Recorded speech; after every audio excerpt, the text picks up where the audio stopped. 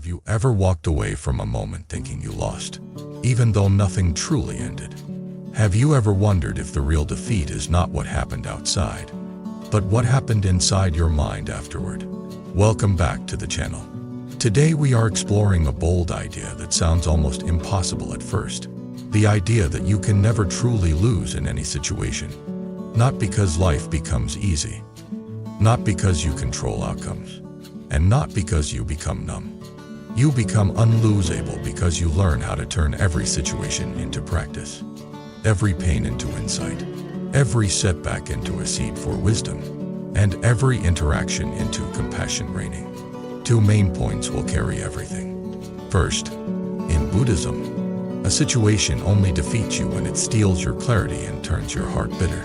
Second, what looks like losing on the surface can become winning in the deepest sense when you learn to respond with awareness, wise action, and a mind that stops feeding unnecessary suffering. Let me tell you a story, because this teaching only becomes real when you watch it happen inside a life. There was someone I will call Adrian. Adrian was hardworking and sharp, the kind of person who took pride in being capable. Adrian did not like the feeling of falling behind.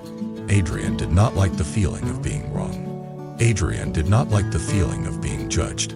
From the outside, that looked like ambition. From the inside, it felt like a constant quiet battle. Adrian carried a private scorecard everywhere. When a conversation went well, the scorecard said win.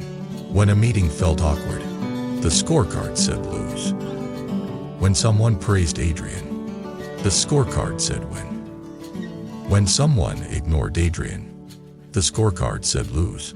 When a plan worked, win. When the plan changed, lose. When life felt stable, win. When life felt uncertain, lose. Adrian did not think of it as a scorecard. Adrian thought of it as reality. But the body told a different story. The chest tightened often. The jaw stayed tense even while smiling. Sleep was shallow because the mind replayed moments like a judge reviewing evidence. Adrian woke up tired, not from work alone, but from the inner trial that never ended.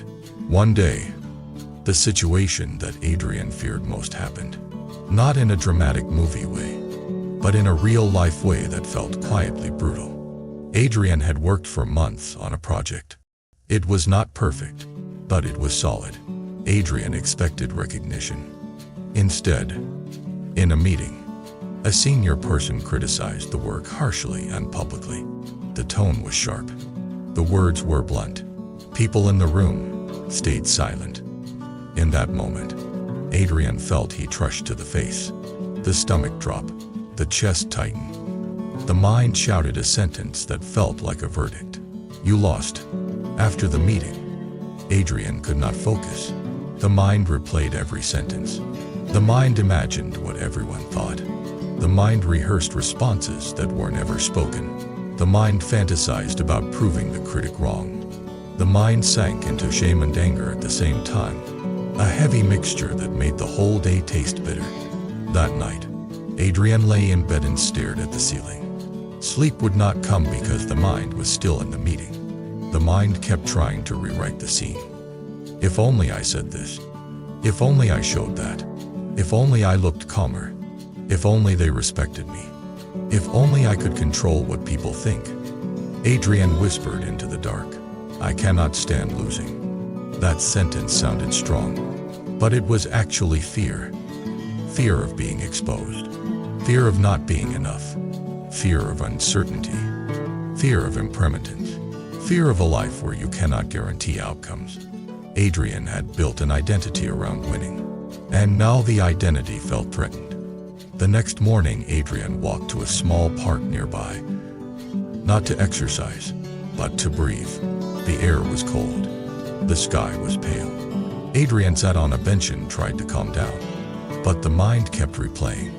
The replay felt like punishment, but it also felt like protection. If I replay enough, I will find control. If I replay enough, I will prevent it from happening again. If I replay enough, I will become safe. While Adrian sat there, an older man approached. carrying a small bag and moving slowly. He looked ordinary, but there was something steady in the way he walked, like his feet belonged to the ground. He sat at the other end of the bench and after a moment, he spoke in a gentle voice. Heavy morning. Adrian did not want to talk, but something in Adrian wanted to be seen without being judged. Adrian said, I messed up. I got criticized. I feel like I lost everything. The man nodded. I am called Dev. If you want, tell me what you lost. Adrian blinked. Lost what? My reputation. My credibility. My chance to move forward. Dev asked, are you sure those things are gone? Or do you feel they're lost because your mind is telling a story? Adrian felt annoyed. This is real. People saw it. Dev nodded again, not disagreeing. Yes, people saw a moment. Now your mind is turning that moment into a permanent identity. That is where suffering grows. Not in the moment itself, but in the way the mind clings and resists afterward. Adrian asked, what do you know about it? Dev smiled softly. I know the mind. I also know something about losing. And I know something about not losing, even when life looks like loss. Adrian almost laughed. Not losing sounds like a fantasy. Dev said, it depends on what you mean by losing. If losing means you did not get what you wanted, then everyone loses often. If losing means your heart becomes bitter and your mind becomes a prison, then many people lose every day. But if losing means you failed to learn, failed to practice, failed to grow in wisdom and compassion, that is the loss you can avoid. Adrian stared at Dev. Are you saying I should be grateful for getting humiliated? Dev shook his head. No. Pain is pain. Buddhism does not deny pain. But Buddhism teaches you to stop adding unnecessary suffering to pain. It teaches you to transform what happens into a path. In that way, you cannot be defeated by circumstances because you are using circumstances to deepen your practice. Adrian did not fully understand, but the words felt like a crack in the wall. A crack is enough for light to enter.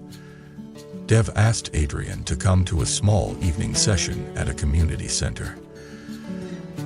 Adrian did not want to, but Adrian was tired of being tortured by the replay. So Adrian went. The room was simple. A few chairs. A teacher named Mira spoke with calm directness. She began with a question. When you say you lost, what exactly did you lose? Did you lose your ability to breathe? Did you lose your ability to choose your next action? Did you lose your ability to be kind? Did you lose your ability to learn? Adrian felt defensive. I lost respect. Mira nodded. Maybe. Or maybe you lost an illusion. The illusion that you can control how others see you. The mind clings to control because it fears uncertainty. But the world is uncertain. People are uncertain. Opinions are uncertain. If your peace depends on uncertain things, your peace will always shake. Mira continued. In Buddhism, a person who never loses is not a person who always wins outside. It is a person who does not lose their mind. It is a person who does not lose their heart. It is a person who does not lose their practice. Adrian listened. Mira guided a short meditation. Feel the breath. Notice thoughts. Do not fight. Adrian Ryden felt the mind explode with replay. Mira said, good. You are seeing your habit. The habit is not you.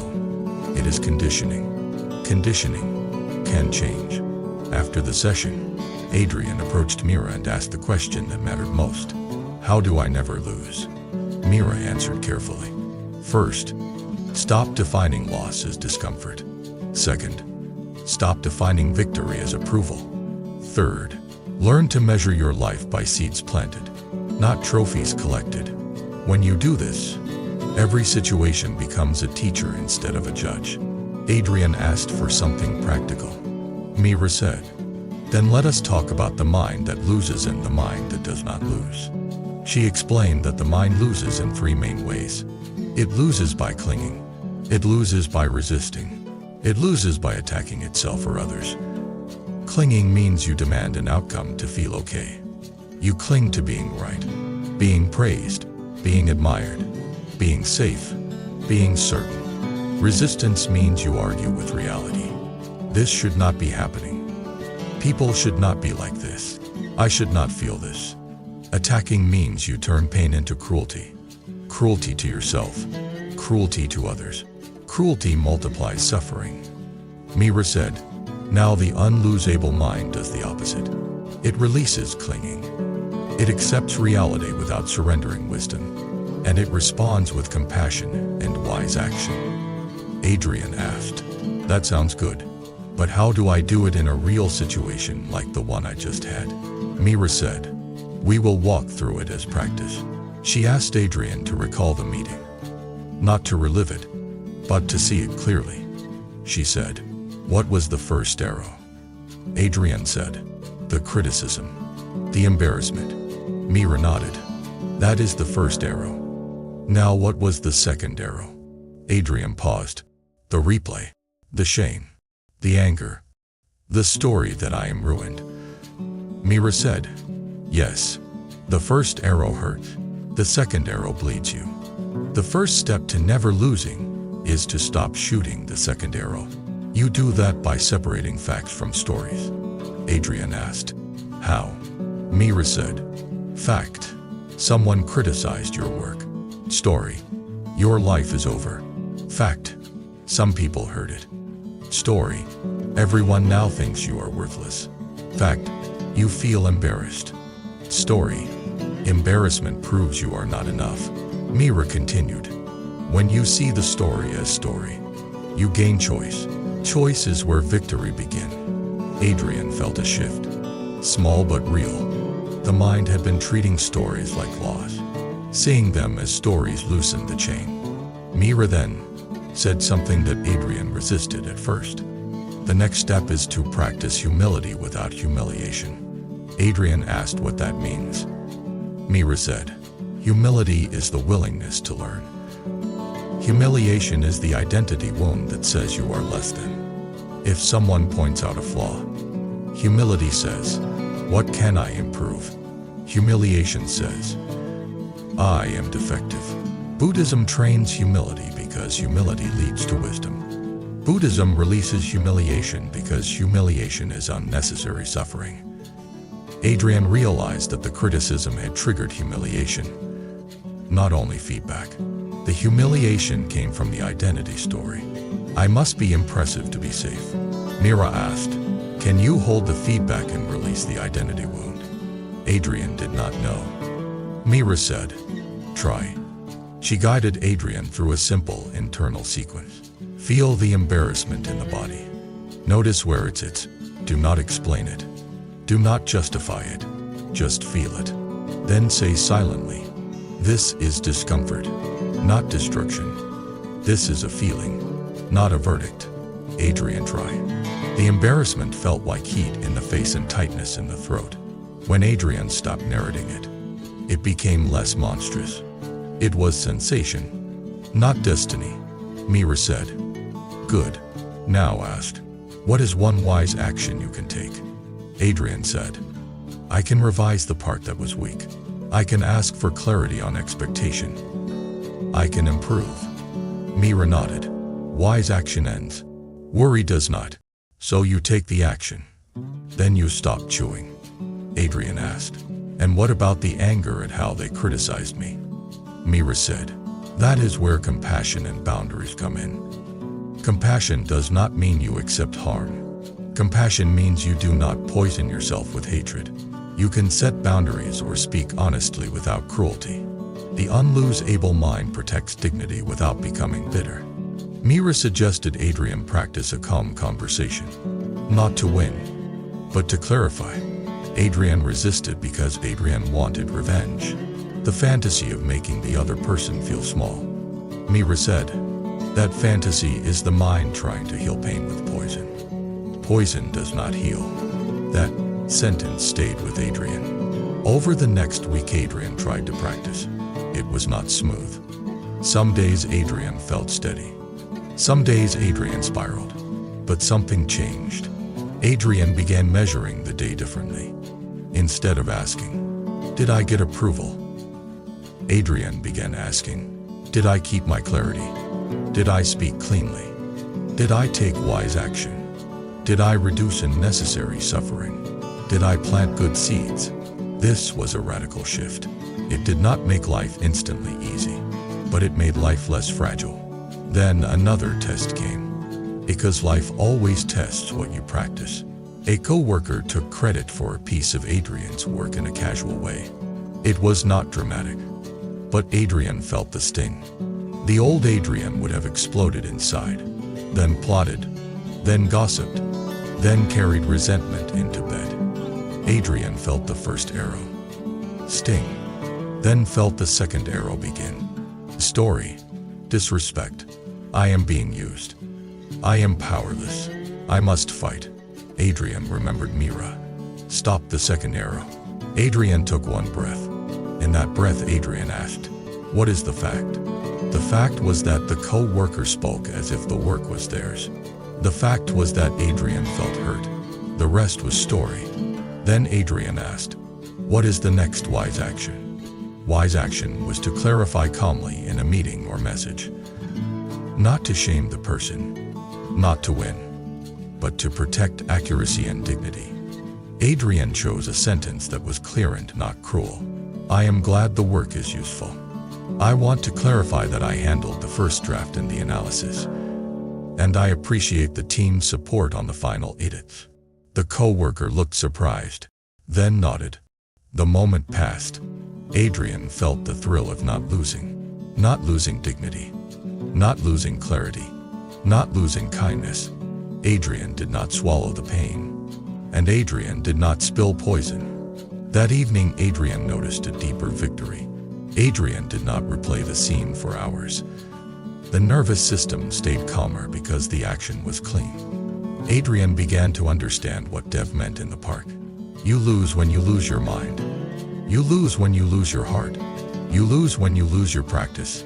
Weeks later, Adrian met Dev again at the park and told him about the progress. Dev listened and asked, "So have you stopped losing?" Adrian smiled cautiously. "I still feel pain, but it does not destroy me as much. I recover faster." Dev nodded. That is the path. You do not become stone. You become resilient.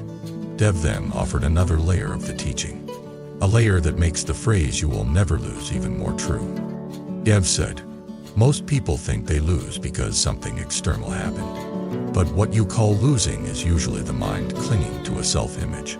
You cling to being the smart one, the good one, the respected one, the strong one. When reality threatens that image, you panic. The panic is the loss. The freedom is learning to live without being trapped by image. Adrian felt exposed again because it was true. The biggest suffering was the fear of being seen as less. Dev asked Adrian a question that changed everything. Who are you without the need to be impressive? Adrian did not have an answer. That was frightening. Dev said, when you cannot answer, that is where practice begins. Not because you are empty, because you are more than the story. Dev told Adrian a short Zen-style story. A student asked the teacher, "What is my true nature?" The teacher said, "Show me your original face before you were praised and blamed." The student could not. The teacher said, "Then stop chasing praise and stop fearing blame. Return to this moment. Practice kindness. Practice clarity. That is your face." Adrian carried that story into daily life. Then a bigger life event arrived. One that was not about work or reputation. A relationship ended unexpectedly. The person Adrian cared about said they needed to move on. The words were not cruel, but the loss was real. Adrian felt grief rise like a wave. For a moment, the old scorecard returned. You lost. You were not enough. You were rejected. Your future is empty. Adrian sat alone at night and felt the ache. This was not a small trigger. This was real pain. Adrian remembered Mira saying Buddhism does not deny pain. So Adrian did not pretend. Adrian let grief be grief. But Adrian also remembered the second arrow. The second arrow was turning grief into a verdict about worth. Adrian placed a hand on the chest and whispered inwardly, "This is grief, not a verdict. This hurts, and I am human." That sentence did not remove the pain, but it prevented the pain from turning into self-hatred. In the following days, Adrian practiced wise action. Adrian reached out to friends instead of isolating. Adrian took walks instead of scrolling for numbness. Adrian spoke honestly with a therapist and with Mira. Adrian did not try to win the relationship back through desperation. Adrian practiced letting go without bitterness. This was where the phrase "never lose" became truly meaningful. Because even in a breakup, Adrian was not defeated into hatred. Adrian was not defeated into cruelty. Adrian was not defeated into shutting down the heart forever.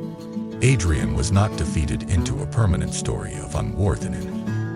Adrian suffered, but Adrian practiced. That is the difference.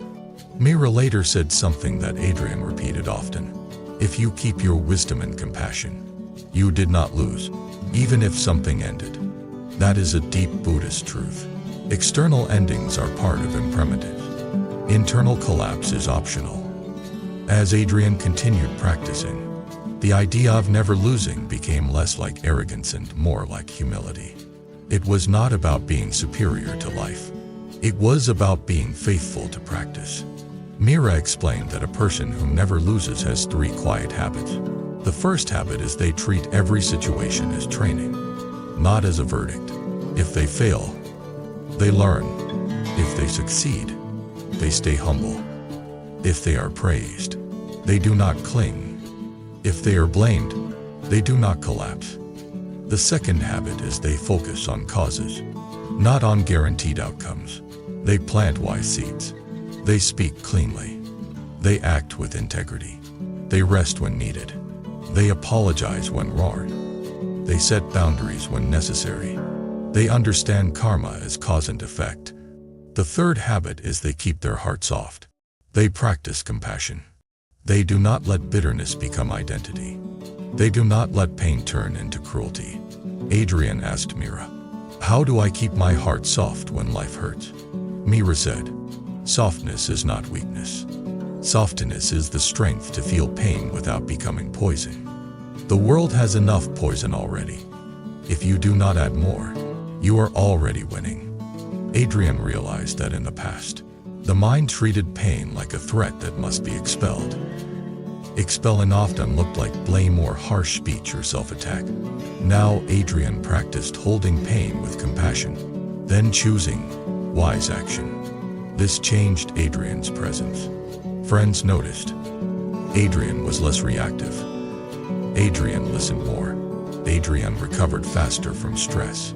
Adrian stopped turning minor mistakes into identity crises. Adrian slept better more often because the mind carried less regret. Then one day, a younger colleague asked Adrian for advice. The colleague said, "How do you stay so steady? I feel like I lose all the time." Adrian paused. The old Adrian would have offered productivity tips or confidence tricks. Instead, Adrian offered something simpler. Adrian said, "You only lose when you abandon yourself. You lose when you let shame drive. You lose when you let anger poison your speech. You lose when you refuse to learn. You lose when you cling so tightly to outcomes that you cannot breathe. But if you keep practicing, even the worst day becomes a teacher." The colleague asked, "How do I practice?" Adrian said, "Start with one breath before you react. Then ask, what is fact and what is story? Then ask, what is the next wise action? Then add compassion, because without compassion you will fight yourself. Then repeat. You will forget. Returning is the practice. Now I want to speak to you directly, because this teaching can be misunderstood if you hear it like a slogan. Never lose does not mean you never feel sadness. It does not mean you never fail. It does not mean you always get what you want. Buddhism is not selling that fantasy. Never lose means you do not let life steal your inner freedom. You do not let a moment become a life sentence. You do not let pain become poison. You do not let embarrassment become identity. You do not let criticism become collapse. You do not let uncertainty become panic. You do not let loss make your heart bitter forever. You can lose things and still not lose yourself. That is the deepest victory. So the next time life hits you with something hard, try this gentle inner sequence. Pause for one breath. Name what is here. Anger is here. Fear is here. Grief is here. Shame is here. Separate fact from story. Stop the second arrow. Choose one wise action. Speak cleanly. Act with integrity. Add compassion. This is hard, and I am human. Return again. This is not dramatic, but it changes destiny because destiny is shaped by repeated responses, not by one moment. I also want to share a reflection that often creates real resonance. Many people want to never lose because they are tired of feeling powerless. They are tired of being controlled by other people's opinion. They are tired of being dragged by a single comment. They are tired of overthinking at night. They are tired of feeling like they are always behind. The Buddhist path does not hand you power over the world. It hands you power over your response. That is the only power that actually lasts. When you have that power, even if life takes something from you, it cannot take your practice. It cannot take your ability to be kind. It cannot take your ability to learn. It cannot take your ability to return to the present. That is why, in the deepest sense, you cannot be defeated. Now I want to close with a longer ending because this is where many people feel the most seen. There will be days when you feel like you lost. You will lose arguments. You will lose opportunities. You will lose relationships. You will lose comfort. You will lose certainty. You will lose the version of the future you imagined. That is impermanence. That is life.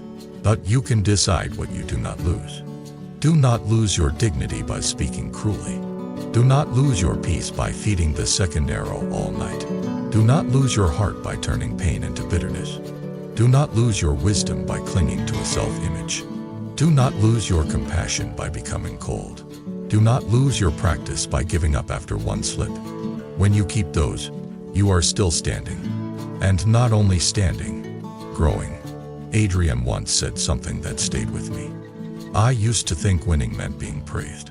Now I think winning means staying free inside.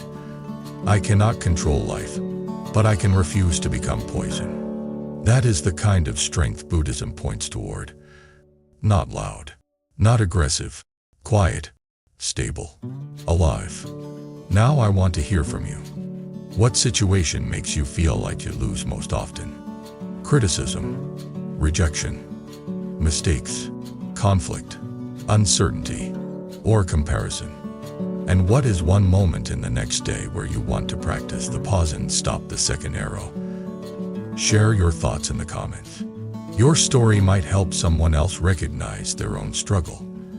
And someone else's words might help you feel less alone. If you want more long-form Buddhist wisdom in everyday language, subscribe to the channel. Like the video so it reaches people who feel tired of being defeated by their own minds. And if you want to support the channel in a deeper way, consider becoming a member so we can keep creating teachings you can return to whenever life feels heavy. Until next time, remember this: you may not control outcome, but you can control what you plant in your mind. Plant wisdom, plant compassion, plant clean action. Then even when life changes, you will not lose what matters most.